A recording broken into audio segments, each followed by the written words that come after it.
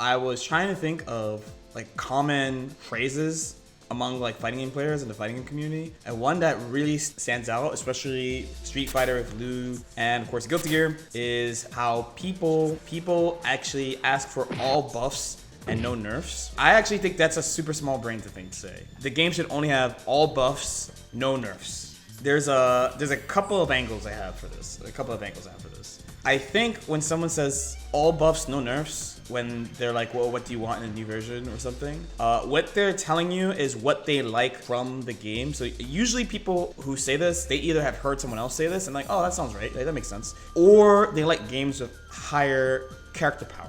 Either they like that the game has a bunch of like crazy strong stuff, or they like doing super strong stuff to you. I actually have like a mild thought that like most fighting game players are like pretty selfish about what they want for games. All they want is for them to have something really strong that they could do to you. So when they see characters like HC, like Nago, like Leo playing their game, and the characters like just under them like Zato, and then you compare that to some of like the weaker characters in this game, and if they play one of those weaker characters, you'll hear these people, they'll always ask for crazy shit, like shit that's like so extra that characters don't need. And I think that's like one of the places where that energy comes from. The other place where that energy comes from is tied to how people have a perception that more options means better deal.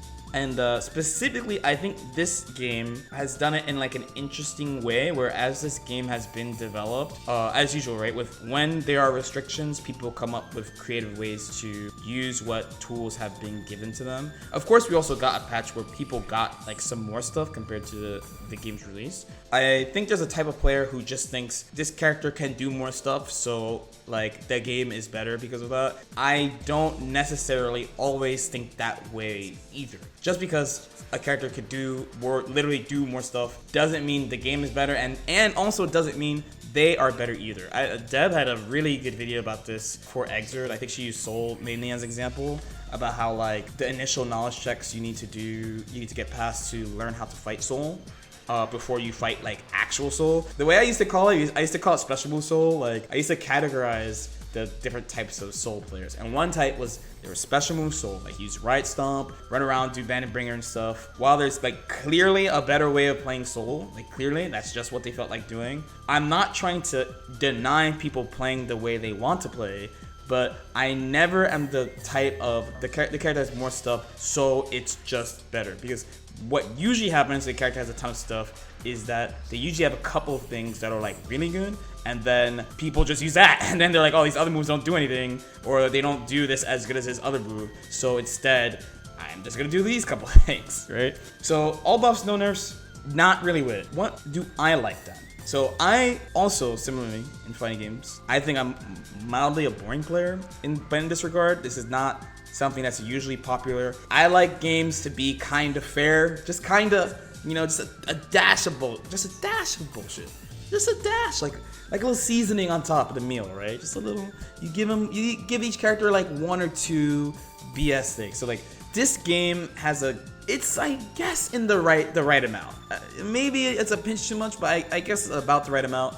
I felt like Persona 4 Arena, the original version, does this really well too. That's one of the reasons why it's one of my favorite fighting games ever. My basic thing that I like from a fighting game is that all characters have like whatever their win condition is, and then like one or two crazy things that's like stressful for the other person to worry about. So this makes it so that like each player feels like they have like a strong thing they can go for, and then the opponent has these things to focus on, but the whole match isn't about that. Like the players play each other, and then one person gets advantage or something, they could try to go for their thing.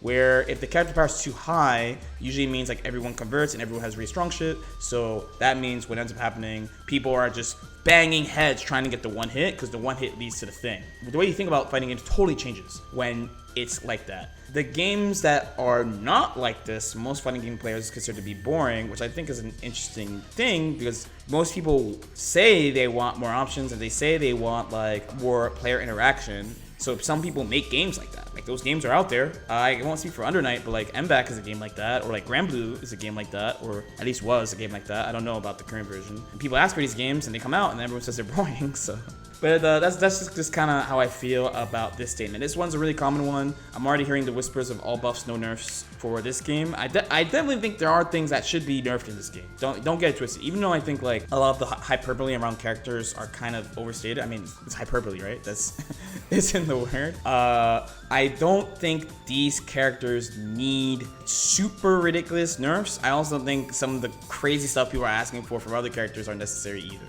High key, I used to be like in every character Discord for Guilty Gear Xrd. When people would talk about buffs and nerfs for characters, I would legit just close this. I would just bounce. I'm like, oh, I had like a countdown, like a timer of like, when is someone gonna say give the character a gun? Because once someone says give the character a gun, it's over. To me, it's a literal waste of time. I could be doing so much other shit. I could go fishing. I could call my mom. There's so much better shit I could do than talk about stuff that a character's definitely not gonna get.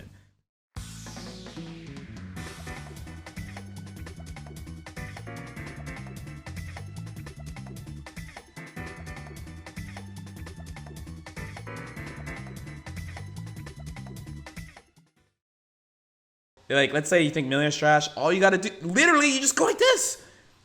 Or you could go like this. Or you just tap down or you tap left. Boom. Easy. Easy. Don't ask for crazy shit. It's so fucking easy. If you want the cheat code, you gotta go down, right, up, right, down. And that's one. But if you're willing to press more buttons, you press right, up, right. And then you got another one. Or you could just speedrun tech. Left. Boom. Just like that.